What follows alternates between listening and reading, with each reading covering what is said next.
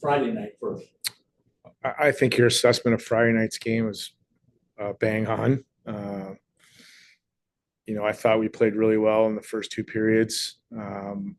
Thought even the first 3 minutes of the third period, scored a power play goal. We're doing really what we wanted to do, and then give them credit. I mean, they're a good hockey team, and they push back. Thought we got a little out of sorts, and they took advantage of that. So not too happy with the third period.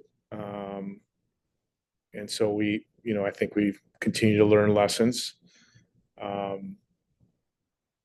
It's as we're building this program and you're going through the different stages of building a program, you have to learn some lessons. And not that you're not always learning lessons, no matter what the year is or where you're at in your progression as a program.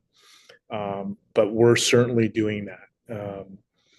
We're now playing in games that are rivalry games. We're now playing in games where, everybody knows that we can play the game at a high level. So you have to prepare differently. You have to have a different mindset, and that mindset has to be consistent from shift to shift, period to period. And so we're learning those lessons, and I like the fact that we're learning them.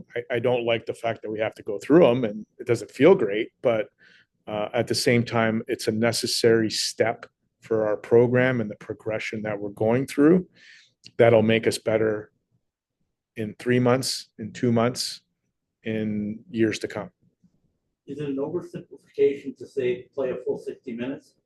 No, I think that's part of that mindset. It's part of being okay with playing the same way every time you step on the ice. And certainly the teams that can do that and play consistent are the ones that have a lot of success. And we're not there yet, and that's something we got to continue to work on. Coaches in the NHL will tell me to break the season down into 10-game blocks. Do you break them down into blocks now, even though it's a much shorter season for you? Or are there points in the season where you look for check marks?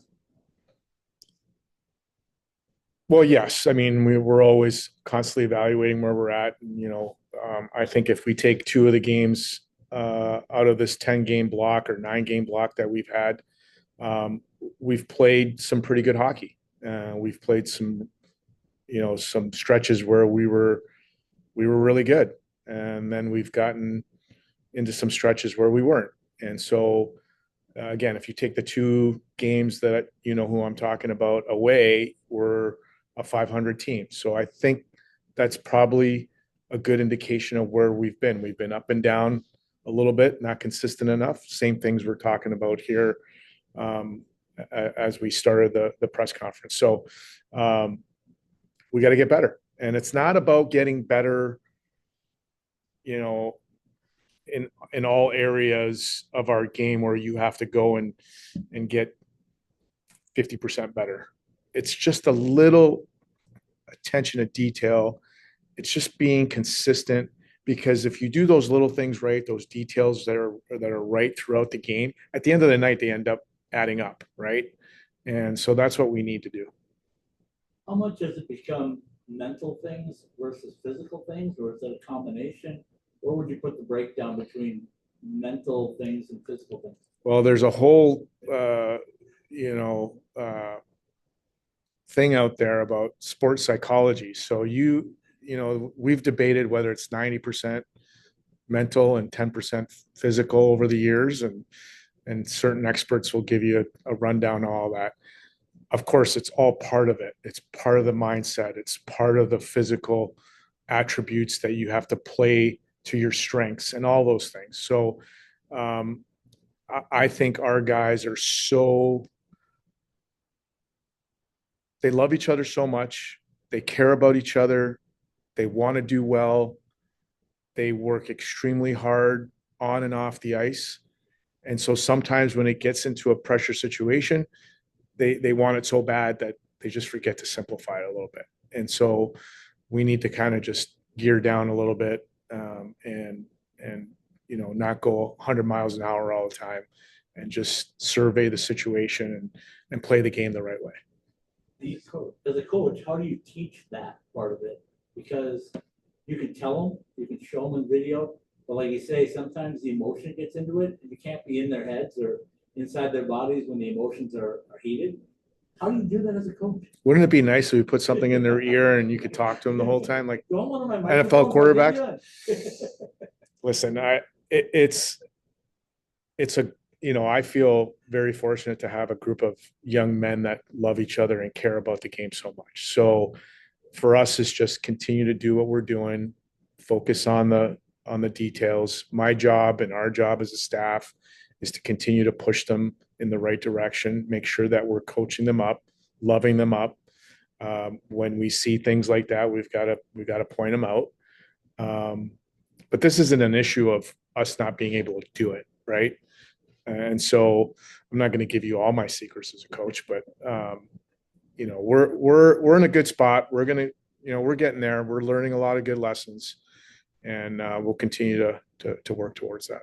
You got Bowling Green coming in this week. What can we expect from them?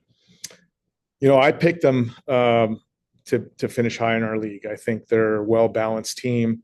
I know Dennis is a very good coach. I've known him for a long time now, and he, back even in the early 2000s when he was there at Bowling Green as an assistant, and certainly he's had a great track record in junior hockey in Canada. And so I think you're going to find a team that's very similar to us in terms of their work habits, in terms of the way they play. They push the envelope. They've got some skill up and down their lineup. Their goaltending is great.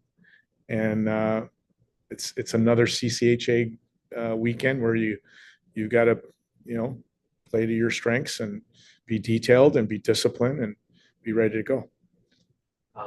A trend last year that a lot of media talked about pretty consistently was your success in games 2.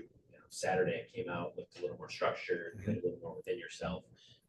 Hard to not notice a similar trend this last weekend, where that last third period against Minnesota State, things kind of got off the rails a little bit, and then Saturday you guys played a really well defensively minded game, stayed within your structure. Is it something that we're just making up, or is there something with the makeup of this team that has it going out differently on a Friday versus a Saturday? Well, I think you can dissect all the analytics you want from night to night. I thought we played really well on Friday, probably better than we played Saturday. You would hope that going into a second game of a series, you've made some adjustments and your guys understand it a little bit better. So I think from what you're saying, I feel like it's a compliment to our program. But at the same time, for me, it's about being physically and mentally ready to play in our game and play to our identity. And if we can do that from shift to shift, you're going to have some success. In college hockey, you play back to back. The hardest thing to do is sweep a team. Why?